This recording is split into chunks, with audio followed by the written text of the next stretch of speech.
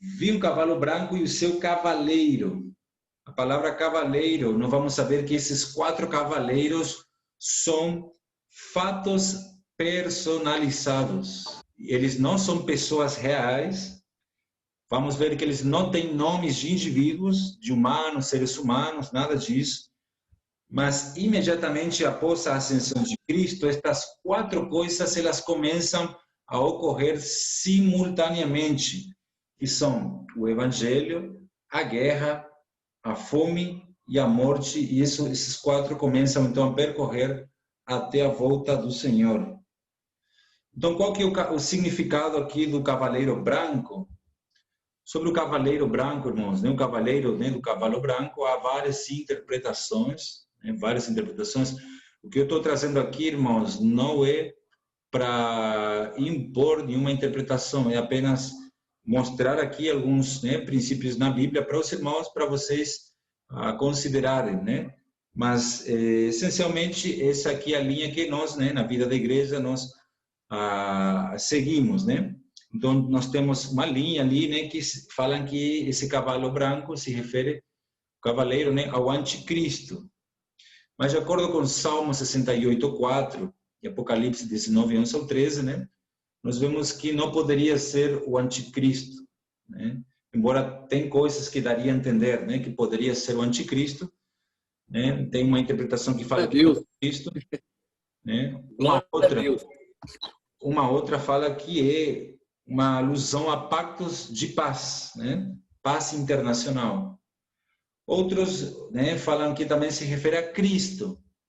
E tem uma 4ª linha, que então falam que é o Evangelho, que eu acredito ser a mais correta por causa do contexto da Bíblia. Então, hoje, muitos mestres cristãos, eles ensinam a Bíblia, mas muitas vezes ignorando o próprio contexto em que ela está escrita, E nós precisamos saber, irmãos, que para entender o significado da Bíblia, a Bíblia explica a própria Bíblia. Então, eu preciso ir aos versículos que falam do cavaleiro, do cavalo, o que representa a cor branca na Bíblia, e nós vamos formar, então, um quebra-cabeça e o Senhor vai dar a correta interpretação, Então, os cavalos representam fatos personalizados, Se o 4º cavaleiro fala que ele é chamado de morte, nós temos o 4º cavaleiro, Ele é chamado de morte. O 3º cavaleiro, vemos a fome. O 2º, a guerra.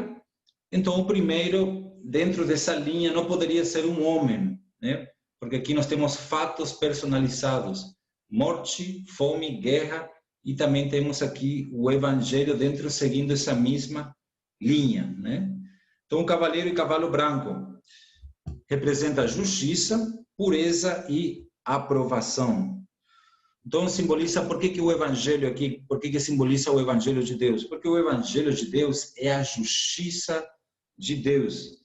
E pela justiça de Deus, a justificação, e pela justificação nós temos paz com Deus, Aí a pureza e limpeza na nossa vida por causa do Evangelho, dessa cor branca. Então, na Bíblia, a cor branca, ela nunca se aplica a algo diferente dessas coisas. Sempre que vocês encontram algo branco na Bíblia, vocês vão encontrar como algo bom, algo justo, algo puro, algo santo. Por isso que nós não podemos interpretar a Bíblia dando um sentido a uma palavra que ela mesma já dá a própria explicação. Então, a cor branca representa, ou seja, a gente não pode interpretar de outra maneira, sendo que a Bíblia ela já fala o significado do branco, Que são justiça, está ligado com pureza, com santidade. Então, por isso, até em Apocalipse 2:17, até a pedrinha, irmãos, que é dada aos vencedores, até a pedrinha, Apocalipse 2:17, a cor da pedrinha é branca, Apocalipse 2:17 fala: ao vencedor dar-lhe eu do maná escondido, bem como lhe darei uma pedrinha branca. Você vê que e sobre essa pedrinha é escrito um nome novo, o qual ninguém conhece, exceto aquele que o recebe. Está vendo como o branco sempre está vinculado à pureza, a coisas positivas, coisas boas, Por isso que esse cavaleiro, ele é o Evangelho, representa o Evangelho. Essa pregação gloriosa do Evangelho, ela está percorrendo toda a terra. Lembre disso, irmãos, né? Que em Zacarias 1 e Zacarias 6 fala que a própria Bíblia fala que esses cavalos e cavaleiros, né, são aqueles que o Senhor enviou para percorrer a terra. Então, a primeira coisa que o Senhor envia a percorrer a terra após a ascensão de Cristo é o Evangelho. O Evangelho começou a percorrer a terra. Está vendo, irmãos, como eu estou tentando conectar as palavras, né, do versículo da Bíblia? Então, veja só, isso é tanto que, irmãos, que o Evangelho, né, ele estava fechado. Mas aí, Cristo abre o primeiro selo e aí nós temos aquilo que Paulo fala em Efésios capítulo 3.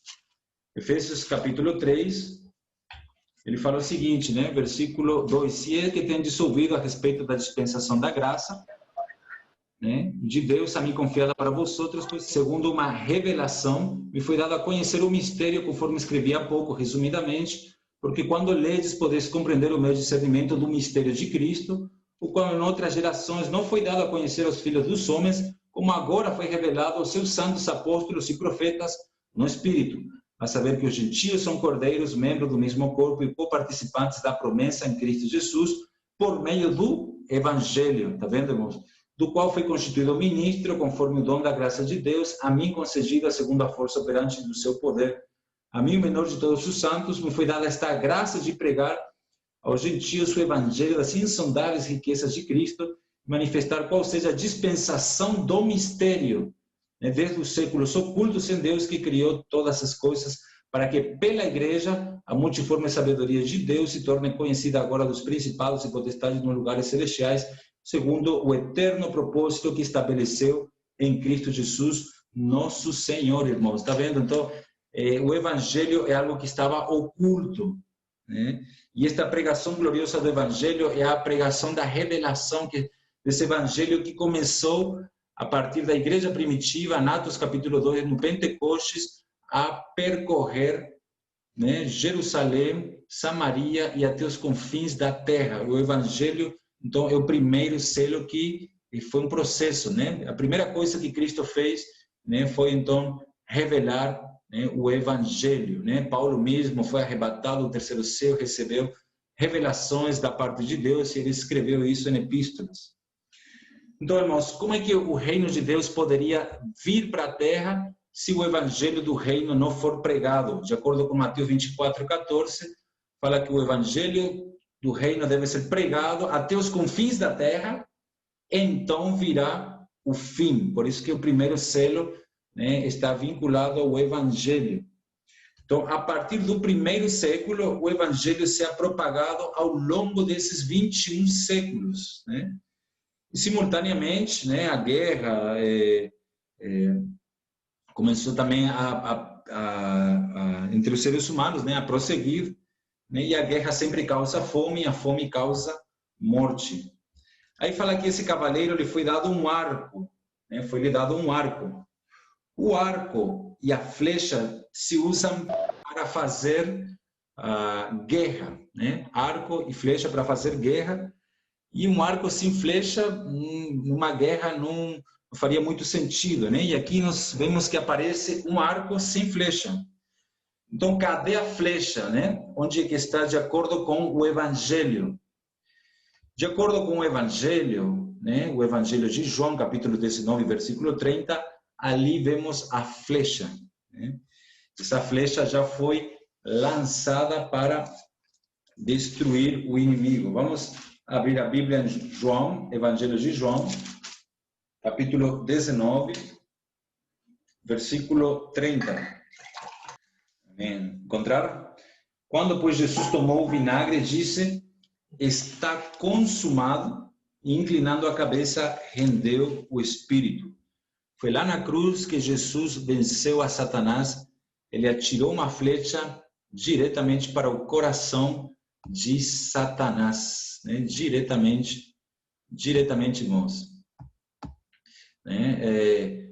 Outro versículo, né, que mostra para nós que a vitória, ela já foi ganha, né? A vitória já foi ganha. Está em Hebreus 2:14. Hebreus 2:14. Vemos que a vitória já foi ganha, essa flecha já foi atirada. Hebreus capítulo 2, versículo 14. Ali fala o seguinte: visto que os filhos de Deus têm participação comum de carne e sangue, destes também ele igualmente participou, para que por sua morte destruísse aquele que tem o poder da morte. Está vendo, irmãos? É na morte de Cristo que ele venceu a Satanás. Está vendo? Aquele que tem o poder da morte é saber, o diabo. Tem um outro versículo em Colossenses 2,14. Colossenses capítulo 2, versículo 14. Ali fala o seguinte: tendo cancelado o escrito de dívidas que era contra nós, que constava de ordenanças, o qual nos era prejudicial, removeu inteiramente, encravando na cruz e despojando os principados e potestades, publicamente os expôs ao desprezo, triunfando deles na cruz. Está vendo, irmãos? Então, esse evangelho é o evangelho da vitória. A vitória já foi ganha contra o diabo e contra os anjos caídos lá na cruz.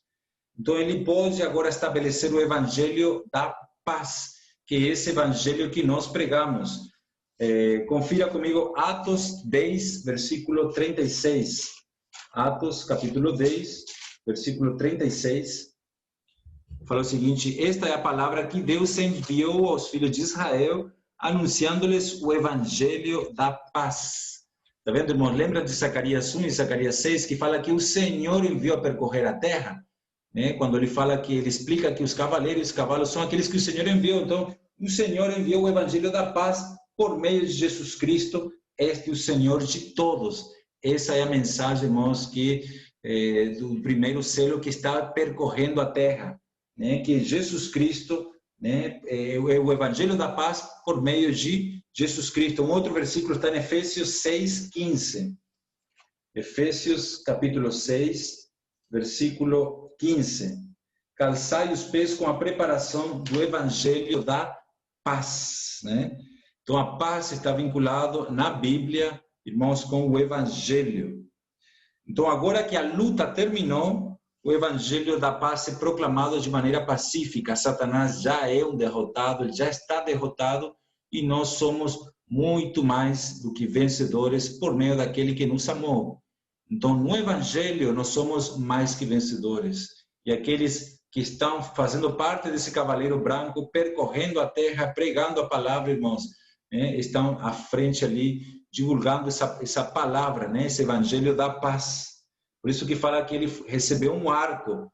Então, esse cavaleiro, que é o evangelho, recebe um arco, mas não tem flecha, porque a flecha já foi atirada para vencer a Satanás e os anjos lá na cruz. E também foi lhe dada uma coroa. Coroa é, na Bíblia, sinal de vitória. Apocalipse capítulo 2, versículo 10, vamos conferir isso. Apocalipse capítulo 2, versículo 10. Ali fala o seguinte, Apocalipse 2, 10. Sê fiel até a morte, parte B, e dar-te-ei a coroa da vida. A coroa da vida. 1 Pedro 5:5. 1 Pedro 5:5 fala o seguinte. 1 Pedro 5, versículo 4. Ora, logo que o Supremo Pastor se manifestar, recebereis a imarcessível coroa da glória. Coroa da glória. Então, aqui vemos que o Evangelho recebe uma coroa. O Evangelho ha sido coroado com a glória de Cristo. 2 Coríntios 4:4. Vamos confirmar isso em 2 Coríntios 4:4. Aqui fala o seguinte: nos quais o Deus deste século cegou o entendimento dos incrédulos, para que não lhes resplandeça a luz do evangelho da glória de Cristo. Está vendo? O evangelho da glória de Cristo, qual é a imagem de Deus. Então, essa coroa é a coroa do evangelho da glória de Cristo. E esse cavaleiro, ele saiu vencendo e para vencer. Saiu vencendo como se fosse uma corrida. E através dos séculos, irmãos, onde quer que o evangelho for pregado, irmãos, traz vitória. onde quer que ele for pregado, onde ele foi pregado, ele venceu sempre toda a oposição que fizeram contra o Evangelho, toda a perseguição que se levantou contra o Evangelho sempre venceu, irmãos. O Senhor sempre reservou para ele, né, os seus servos, né, para poderem percorrer a terra, né? Nunca esqueçam isso, irmãos, Zacarias 1 e Zacarias 6, né, para poder, então, vencer. O Evangelho sempre vence, graças ao Senhor, irmãos, né? Aleluia. Então, o Evangelho pode vencer qualquer coisa, uma tribulação, problema, perseguição, oposição que sofreu ao longo desse período, irmãos, sempre venceu, né, no primeiro século, né, no tempo aí da igreja em Esmirna, onde os cristãos eram entregados, né, para ser comido por leões, o Evangelho sempre venceu. Por quê? Porque o Evangelho, de acordo com Romanos 1,16, o Evangelho é o poder de Deus. E esse poder de Deus é um poder vitorioso, né? Ele vence todas as coisas, irmãos. O Evangelho saiu vencendo, e para vencer, onde ele é pregado, ali há vitória, e aí Satanás é derrotado. Ele saiu vencendo para vencer. Irmãos, vencer, essa palavra para vencer, é o destino do primeiro cavalo. Os outros 3 cavalos não falam nada disso, né? Mas aqui fala que o destino desse cavaleiro é vencer. O destino do Evangelho é levar os que acreditam nele para serem mais que vencedores. Aleluia, irmãos.